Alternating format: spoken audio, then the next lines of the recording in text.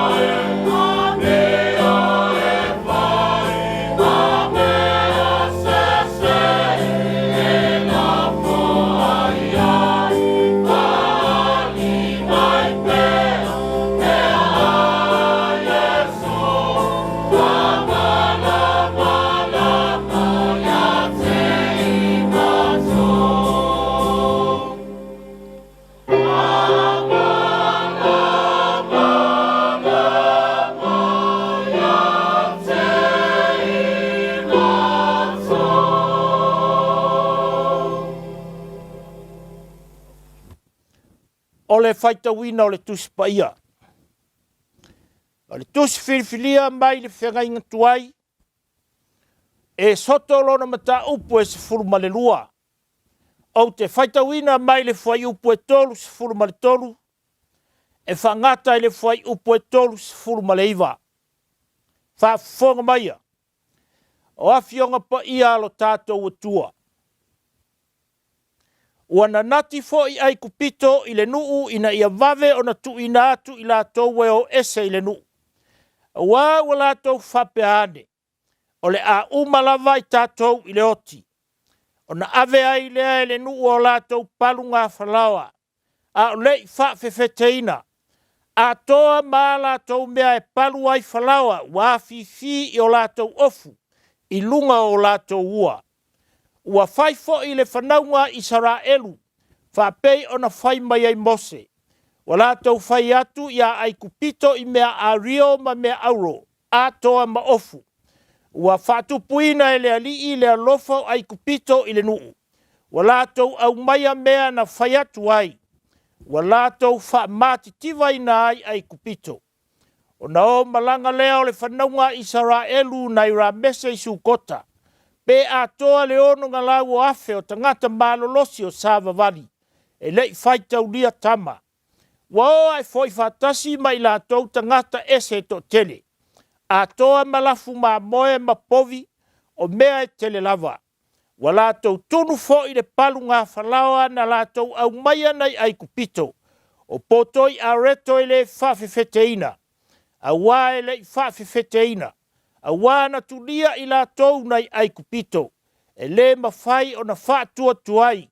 E le i saunia fo i so la tau woso. Tus whirwhilia mai le whengainga fau. Evangelia mātai o lona mata upo e se fulmaleono. O te toi whaitawina mai le fwai upo e lima. Sa ia whangata i le fwai upo e fitu. Evangelia mātai o lona mata upo e se fulmaleono. O te whaitawina mai le fwai upo e lima. E whangata i le fwai upo e fitu. O na o atuai leo o na soo i le tasi tū. Ua ngalo ia te ila tau o na aveni a reto. Fetala i atu Yesu ia te ila tau. Ia au tau. Ia matua alo ese i le mea whawhewhete le au farisaio ma le au sātukaio. O na la tau whelafo lafoa i lea. Ua whapea ane. O lana fetalainga lea. Ina ua tātou le au mai ni a reto. Ia whamanuia te le mai le atua i le tātou whaitau ma le whalongolongo. Nisi nei o upo lana fionga pa ia. Ma ia tumau pea ia te ia lona lava vi inga. Nei ma se oi le whavavau lava. Amene. Tātou toi pepese i le atua i lona vi inga e valu. Valu le pese tātou te toi pepese ai.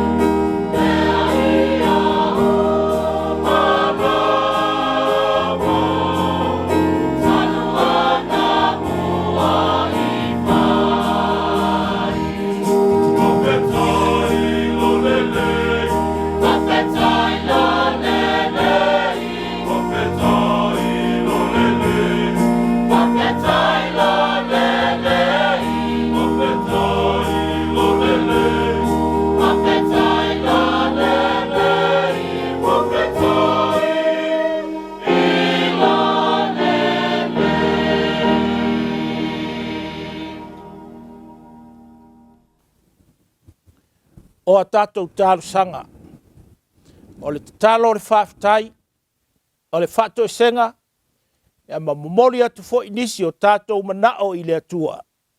Se o tātou wifo ma te talo.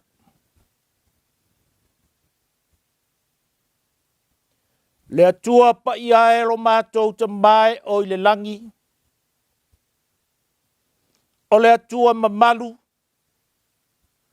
O le atua e sili sili e se lava la ua fio. O e lava o le atua e pule I lunga a toa malalo nei. O le atua sai le amatanga lava. Na e whaia le tangata. Na e manava I ona ponga I isu le ola. O le taiao ma le afiafi. Wa e sila sila atu ua le lei. O le aso ono lea. Wa e whaia le aso fitu ma Sapati wa e whapa ia ina ma e malolo ai. Le atua lo mātou te mā. E uila vaina ese le mātou whaitau I aso. A o le tangata le nei na e whaia. O le nei wa whasifolo wa tunu. Wa mātou ulu whare fo I lo whale tāpua. Se yo mātou wafu atu le whamanu. Se yo mātou wafu atu le vi inga ma le whawhitai I la ua fio. A wā o ai e whaiso na loto pe ana mau atu le nā wā yaso. Ma mau atu ai lo mātou wola. Le atua lo mātou te mā. Mātou te langona lava le loto whawhitai tele. A wā a mātou manatu I ala sāwia. I lunga o le ea. I lunga o le sami. I lunga o ala tere vavave. E tofu fo I le tangata ma lava singa ese. To tonu o ainga. To tonu anu. Ai maise o to tonu o le kāresia. O ia lava mea umaleani ie. Mātou te manatu lava e whatawa. Pei tai e iailo mātou taritonunga. E au sanga le whai a au lava. Pe ana au noa o elo mātou atua sa e tai mai e whatonu whalau. Le whalau ngā o tangata. O le nei tuaso lea ua ifo mai le vao. Wa e mai le tai. Ua mātou whailoa I lalo ifo lo whale tāpuai. Se o mātou wofu atu le vi inga o le whatmanu. E wā lo ua lofa lea ua au te tele. Leri ie. E le lava upo le mātou ngangana. A mātou manatu I o susia mau te mau a inga wha. So mai I le tino. Wa e whawhanga mai ia I mātou. Wa e whainu mai ia I mātou. Wa e whaofu mai e whalava. Le ngata I lea o tupe tele wa e foa I e whai ia I le mātou whasoa. O le poto ma le ata mai. O le tō whamamao ma le whaau tanga loloto. O mea lofa ia la ua fio e whatonu whalau pea. I le ola o le tangata I le aso ma le aso. Ai alo to file mu. O lo si o mia ai pea si o mātou watunu o Samoa. Ai mai si o le taape ma le salalawai le ai tū ma le ai tū o le lalolangi. Mātou te langona lava le loto whaafitai le ali ie. A wā ana se anoa lava la ua fio ia I mātou. Po penei ua afe mai le atua o le ala mataia le mātou wholaunga ma le mātou whai ngā malanga. Whaafitai le ali ie ua manuia si o mātou watunu o Samoa. Mai lava I maunga te tele, se ia whaasopolia whanawiti. Lou to file mu lea o si mia ai pea I mātou. Ewi lava fo I nao o mai pua ngā. Leo o mai o le malanga le maliu ma le oti. Pei ta I mātou te whaafitai. Wa e a mia le to tasi ai tu ua lava I mātou e to tele. A se a fo I lea o ngā o le to file mu. Se a fo I lea o ngā o le tele o mea mātou te maua ai vevesi. Ma mapu I ti ngā. Ai maise o le toto masa ai peo na mātou moli mawina. I lea I tu ma lea I tu o le lalolangi. Lea tu ai o lea nganga o le whaafitai e ofo atu I a te oe. Mai le lava upo le mātou ngangana e sula ilo wanga le lei. Tau ia se mea e longa ai. Lo mātou fia whaafitai. A o lo walofa, le alofa mau walunga. O le alofa e loto. O le alofa e lautele. Le mataea e le mawhau whau vai o le tangata. Mātou te whaafitai.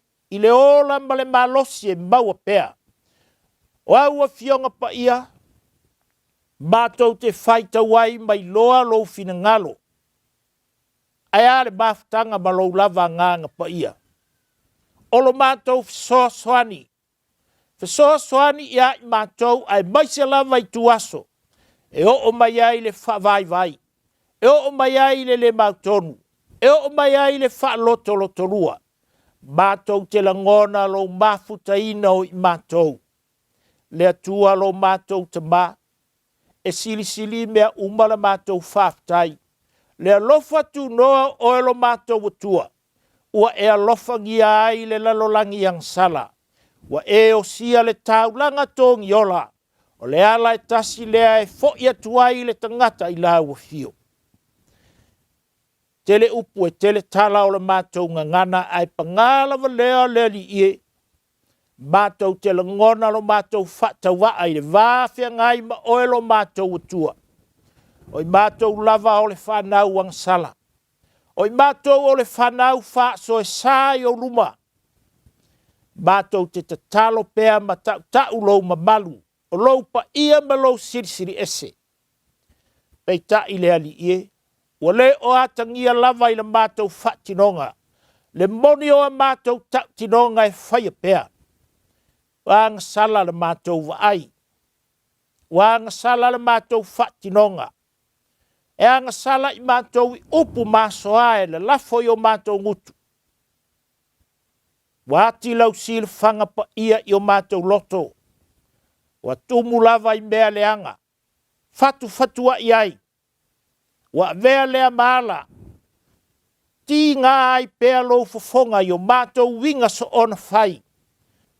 Ua whai lava i lo mātou poto ma lo mātou loa. Le tele o mātou fe au ma mātou whatinonga i le aso ma le aso. Ua au noa lava o na mātou fe sili i la ua fio. Ua mātou le fia e mafuta i a te oe le tatalo. Ua mātou le fia e su e ma whaitau i a ua fionga pa ia. O le tāpa sā lea o lo mātou wola. Wa mātou fia e whaitau, ma su e upenga te wha ilangi. Tala wha sale mausau o mea lea o ngā. Lea li ie lea tua. O ai ea a mātou sulu i ai, o i lau o fio lava upu o lo mātou wola. Te leo na mātou wha tumu lima i tiute ma whaiva wa e to tofi i ai lo mātou wola. O mātou ta talo lea li ie, wha pale mai, āwa le tamaa. Alofa mai e whamangalo mai. Whamangalo mai i mātou. Whamangalo lo watunu. Mea se tele mātou te whaia pēa. Ai mai se o le tofo ina pēa o lo mātou wola muli i la ua fio. Ma tō i lalo ai lava i le malosi o le angasala. Whamangalo i mātou i le toto pa ia o Yesu. Whamangalo lo mātou watunu o Samoa. Fa pale mai. Fa mangalo i mātou mai e sausauina i mātou. I lou lava toto pa ia keriso. Mātou te ole mavala au ia te oe. Whaia ni loto fau. Tu uina e lou nganga ia i mātou le salamo ma le mata tau ia te oe. Ina ia mātou la ngona ai o na sava variatu ia te oe i le nganga mau lalo. I le ava ma le mata tau i lau a fio. Le tua lo mātou te mā. Alofa, whaamanuia mai le i whonga. Alo atunu o Samoa. Mai lava i ona tai. Whaasopolia vaenga umau lo atunu se i o lava i nai a mātou whanau. Ni mala mani pua ngā o fau mai. Alofa ma e tafi e sea. Le ngata fo i lea li ie, wha manuia i kolisi wha whaife au uma. O a o tau ina ai, Au na totofi mo lau fe au malau ngā ruenga. Whaamanuia fo i e kalesia kerisiano malava. Le lātou ngā ruenga malo lātou mau whaiwhai pēa. A wāle whaalau te leina. O lou fina ngalo ma lou malo i le lalolangi. Mātou te manatua le ali ie. Fono tanga ma lo le taupulenga o lo whaatino ina isi o mātou watunu o Samoa. Alofa le ali ie. Tau fia whaafi tauli.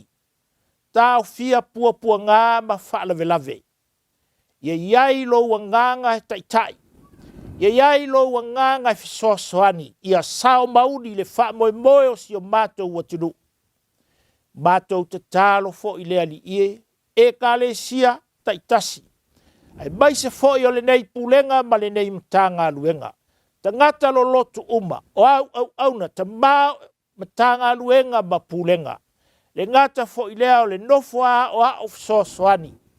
Ti a kono ma so se vaenga o lau e kalesia. Ia mātou loto te tele tautua lau fe au ma lou fina ngalo pa ia.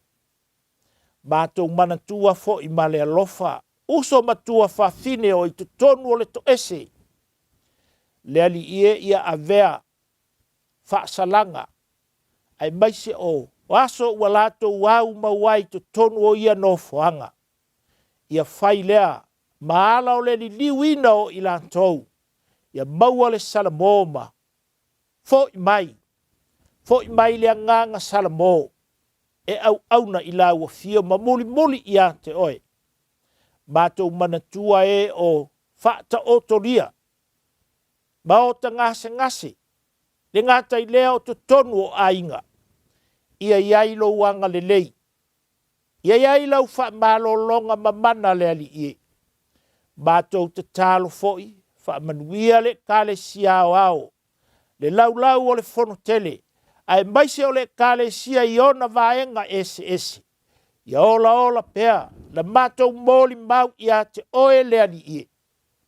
A lofa ta mā. O ai o fia maua lau fisosoani. O ai fo i o mawhatia i pua ngā ma a venga ma mafa o le nei ola i le nei aso. Ia pa i atu o a ao anga le lei.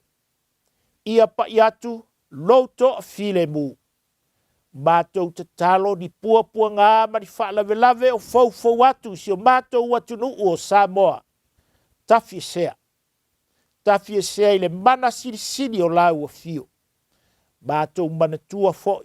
Le alu o lau tala le lei le nei aso. Ia mana lou fina ngalo fola. A mātou whalongo foi i lou feta lai mai. Launga ia lau o fio e mātou whalongo male manino. O nisi ia o mātou te talo. Whatasi ai male tele o te talo le oa i le loto le tangata lava ia. Ia whaia pēa lou lava fina ngalo. O Yesu ke riso lo mātou wali i male whaola ua mātou wole ma te talo atu wai nei. Amene. Tātou toi pese. O le pese se lau iwa se fulma le lima. Se lau iwa se fulma le lima le vi inga o le atua. Tātou te toi pese ai.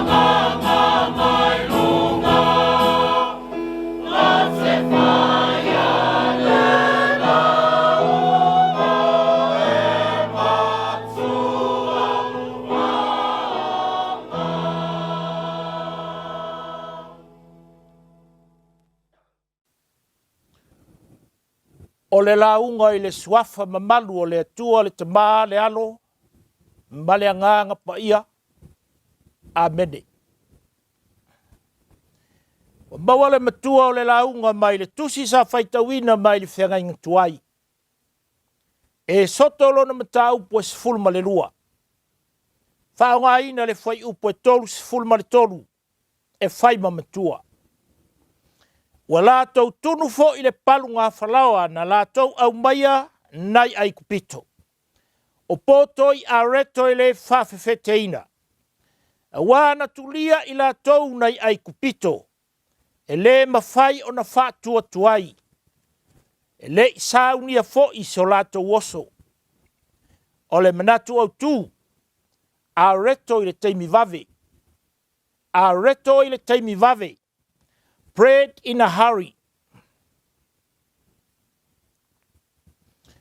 Ua whāpōpō a o ni aso ua e ua le tu ua aso folau. Pē mani noa, pē whaamalu ifo au o le langi, pē whaingofie, pē whaingatā.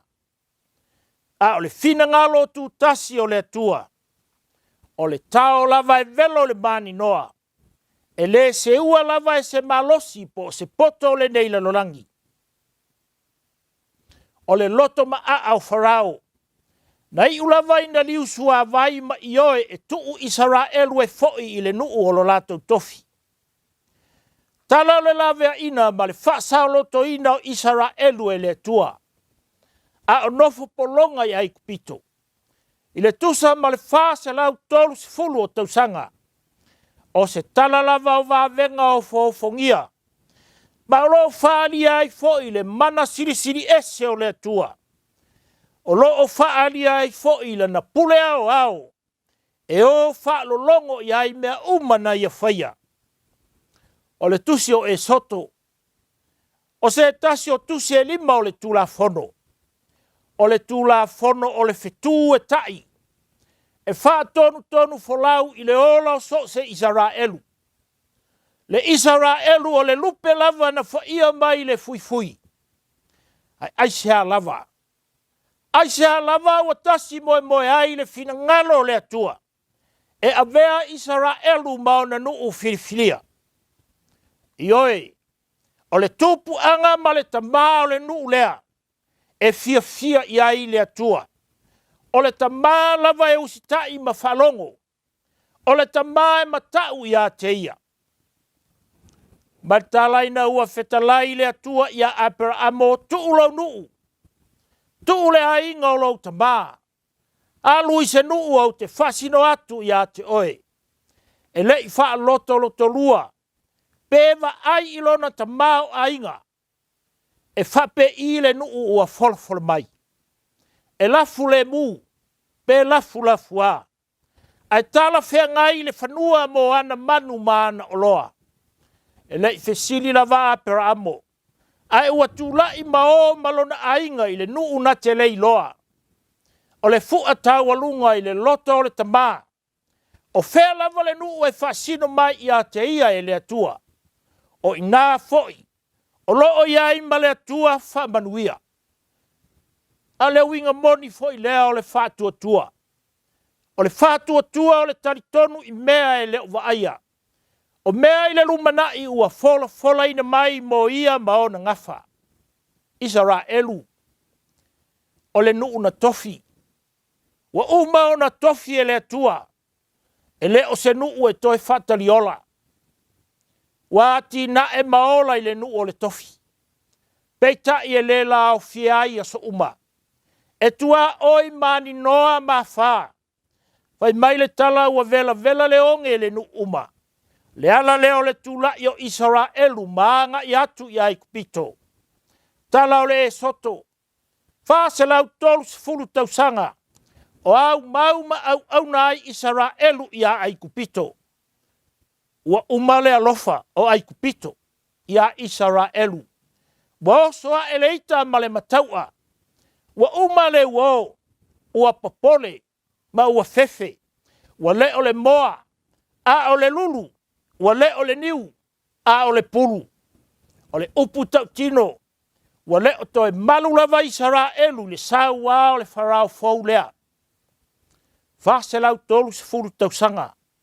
O au na Israelu ia ai kupito. E leo se taimi pu lea taimi. Wala ngona le leo le polonga. Lea ua savali i le 5 century. Fea ngai pea mapua ngā. Alfisiri. O fea lo lātou tua. Fea lo lātou atua na lātou wosi fea ngai ngā mau ngā tamā. Ua fai ilangi le folaunga. Pe ua ngalo ea i le atua na folanga na fai ia Abrahamo. Tasi leo nā tura pa ia o le atua. O le atua e tausi fea ngainga. E le fe mau wai. Pe fe se tai whaaula vai. O le atua e tu mau. O le atua e whamaoni. E mai lava i le vavau e o lava i le whavavau. Ma e pule lava ia i lona taimi. Tasi leo vai inga masani o le tangata. E umilo au na whatali. Oso loa le musu. Wale fia fai mea. Aia lea ua fio ifo le atua. I lona lava taimi se i la vea i lona nu. Ai mai le upo le atunu. Wa longo i pulotu le mapu o tai. Ua mamafa ngā luenga. Upu tau tino wale ngafa tauli maina le Israelu. Lona fa salanga i nu ese. O le e soto. O le o ese mai le polonga. O le tala o le faa o le tanga mo le o pua ngā tia. Mai folinga mai. O le ata a toa fo i lea o le faa o le tanga na faya e ke riso mulmuriane. E tusa ma le faa tonunga o le paseka. I le toi poi ai kupito. Faa tonunga le atua. Ya Israelu. Au mai le tamai ma mo e poa e le pona. E faa aso e ma futa ai le ainga ma le ma moe. O se taimi o le faa noa. A o le ifasia le ma moe mo le paseka. Tau nuu le malanga. Malanga faa tupua Yesu i Jerusalem mai le aso. Sao le laupama. Toi fia aso na o lea. I ona pua ngā. O le faa tonunga lava o le paseka. A o i le afiafi o na fasi lea o le maboe.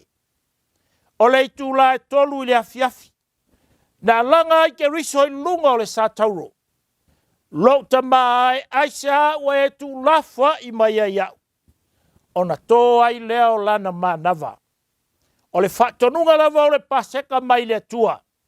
Aua na i kukaina le mamoe i se vai. Ai ia tunu lava i le afi. Lea lona winga. O lona winga kuka i le vai. E ngawi pona iwi o le mamoe i ofi umai to tonu o le ulo. Ai a tunu i le afi. E tunu a toa e lenga uia seivi. Wa iloa e iutaia. Ua tali ngoto le la ua lata i le sapati. O na latou whatonga ai lea i a pilato. Ia ngawia vai o Yesu mapango tā. Ia vave ai o na feoti. Na ngawia po ngā iwi o isi pango tā sa iona au tafa peitai. E le i ngawia se po ngā iwi o Yesu. Ua maliu lava o ia. Wa aise la i sopo. Fui i le toto maninia i pou e lua o le fale. Nini malela au whaalava i lunga o pou. E le o le ata e a lea o le sātauro. Le pou tau, le pou anga vale. Le la au whaalava i lunga o pou ma le toto le tongi ola. E nini ai. Ua sopo loa le angelu i le fale o Israelu. O le isopo. O le la au o le wha mamaina. Lea fo i au ngani ai tavita i le atua. Ina uanga sala. Ia e wha mamai i a tia ule i sopo. I lunga o le sātauro. Na la tau fui ai le o momi i le vineka. Ma tu i lunga o le la i sopo. Ma tu atu i lona fonga. Whatonunga le atua. Ia tau ai i le tino wa tunu i le afi. Fatasi ma le la au ona i na iai. a toa ma le areto i le whawhewheteina.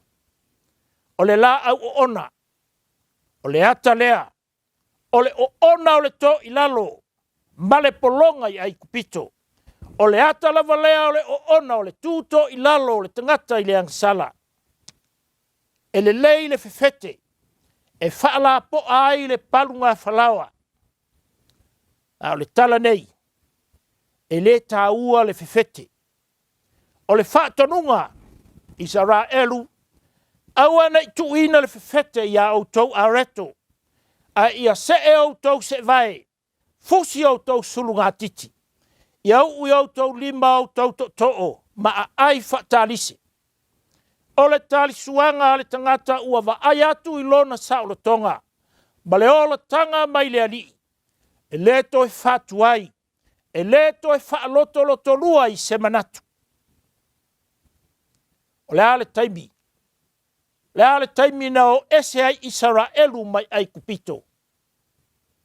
Ioe, o le vai tau o le tau totongo. Le vai tau ua funga la au. Le ai amata ai le tau sanga fau wha ai utaia. I le masina o a pipa. O matia ngai le o ngā totono a perila. O le tau ua tua nai le lau pula. Ua tua nai le lau to ulu. Ua fotu mai le fuata fau. O le Israelu ua tea le lau pula. Ua totongo a ele moe moe fau. O lona sa o lo tonga lea mai le plonga. O lona amatanga fau lea.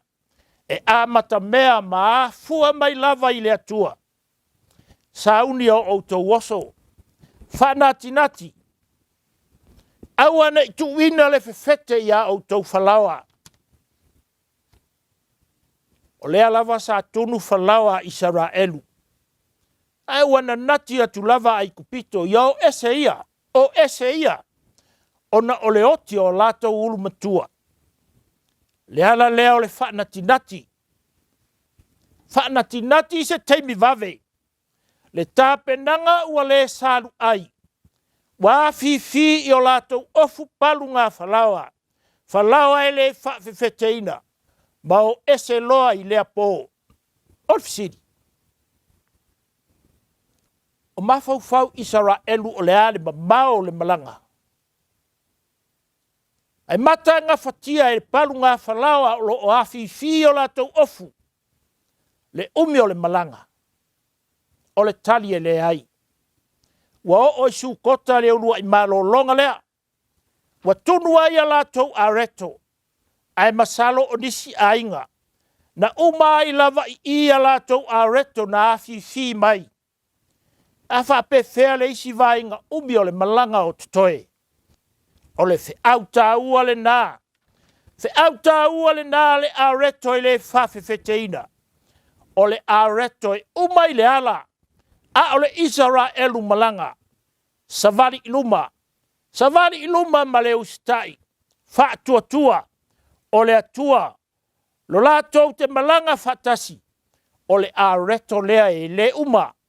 Whaatua tua e au mai e le atua. Ia te i lato le areto i le ala. Le vaai masani la valea le tangata. E popole pe a uti le fasoa.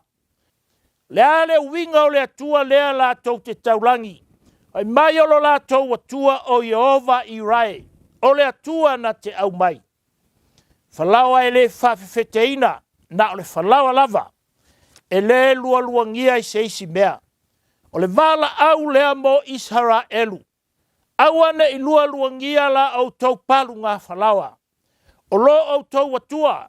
Ia na o ia lava tau te tāpua i ai. Tuui ai kupito au tau atua whapaupau. Tuui ai kupito le poto ma whainga wha ai kupito ai o mai. O mai e o. O i le nuu o lo au tau tofi. Ia tau lava o le atua soifua tau te o ma ave i la au tau malanga. Lo tau wha o le tanga. Lo tau amatanga fou. Nā fua i lava i le atua. Ia o tau mata tau i a teia. Tau si usi ana polo inga. Oisi fi tau le malanga. Lafola ia i le atua. O le falawa ua iai le fefete. Ua lua luangia. ua lualuangia. O si fefete ai titi lava e fefete ai le palunga atoa. Lea wa ta watu e Yesu i ona soo. Ia matua wha e tete i le mea wha fefete a farisai o masatu kaio. O onga se ia. Tari tonu farisai o i angelu. Ma le ola e wha vavau e maua le tausia o tula fono. Satu kaio le aise mea wha pea. A uma le ola ua uma. A o upu ma o onga ia la tau te whasala lau. O upu mole mole. Ma wha foringa. E wha se ai tangata. O le mea lilo lafi mai tua ia tari tonu tangata ia la tau. Lango ina ai pea la tau pule ma ia wha tu mau ina ai pea lo la tau ta mao ainga. Feta la Yesu. Wha e te le wha longo soo iai. E uai lava ina avele mata upu se. E whai ma mea sao. Ai whai le mea sao ma mea se. Samoa le atunu pele. O a mai lau palunga whalaoa sa whatari le langi e tua a. Ua tofu wha mai le atutia pua ngā. Ua mātū le timu a mea. O malele foi tupu. Tuku i lalo la tau whata ai whatatasi le atua soifua i le langi. Palunga nai tua a. Ele ilua luangia o na sa iai le mātatau i le atua. Le atua le ana toa file mua i Samoa. Wa le potofou ua e mai. Samoa. O le upu tau tino ua e tuu le fefete i lau palunga. Le fefete numero tasi wa fia i Samoa atoa. O le malosi o le corrupt. Pio ma le pepelo. E le o toe nā ma le laina le tafe o le toto e le sala i o lau whanua. Whātu mulia le to manga mo e pua ngā tia i naiti nā. Whānau wa fia i sāwanga mātanga. Le aisa mafuala au whaasaina. A mata mai lava i tai. O whānau wa onga. Wa o lava i le au whailotu. Aia le malosi o le tupe. Le malosi o le tupe ti tina i le ami o tonua le atua. Ave atu le lima afe lea. Whai eisa u malu tai au a e lofa si o uso. Ti a i whailau au sori tu la fono. Le aise matau i le atua. Ai wangu ngu sea. Lau whai ngā malo. Ai le se i. Ala mai e se i le a ona lea. Le aise mea lilo. E le whaalia. Feta lai le atua i a tavita. Na e tau pulea whaalilo lilo le whasi o tia o uria. Na e whaia le a mio leanga i le pong sa. A o au o te whaali i luma o Israelu la wa mio leanga. I le mumu o le la. O le loto maa. Tasi leo mea whaafefete tu e le atua i le loto o le tangata. Feta lai le atua i a mose. Na te wha ma a le loto farao i a tupu a tili ailo na to sa. Wa oti fua ulu matua. Wa ngoto mamale le mo i le sami. O le unga o le mea wha fefete a le tangata e te i le atua. Samoa le atunu pele. Pe mativa lau malanga. Pe sautia malaina i le ala. Alo ese i le mea wha fefete. Awane i luangia lau palunga i se tamai atua ese. Leanga i whatupu mala. Ia mātatau mausi usitai. Whātua tua i le atua. E tausia oe mau iona a awalofa. A o tātou malanga i whaingatā o le ne yola. Feta laike riso. O ia lava o le areto na luifo mai le langi. O sele ai e le aiso na tofi whatasi mai ai lona malo. Tātou tāli sua i le areto le ola. Ma feinu i le vai mangalo. Na puna mai lona i tū. O le vai e puna pea. E o ilunga i le ola e whavavau. E mangalo ai le lalolangi ua fefete i le angasala. Ua whapopo o ni aso ua. Ai le i alo lava Yesu. Na sunu i lava tau i le tini le ngā luenga o le whaola tanga. ua mai, ua taunu, o i lunga o le sa tauru, le fe au o le ola, amene. Tātou toi pepese, o le pese lua se lau lima se fulma le lua. Lua se lau lima se fulma le lua le vi inga o le tua, tātou te toi pepese ai.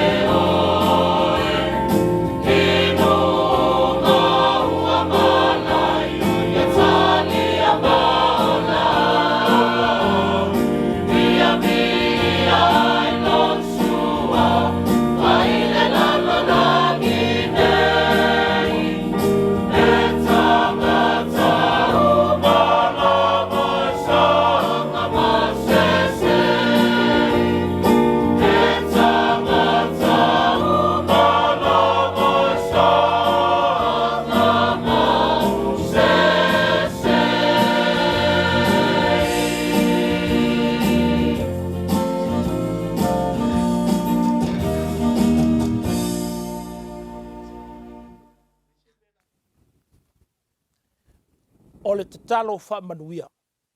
Tātou wifo ma tatalo.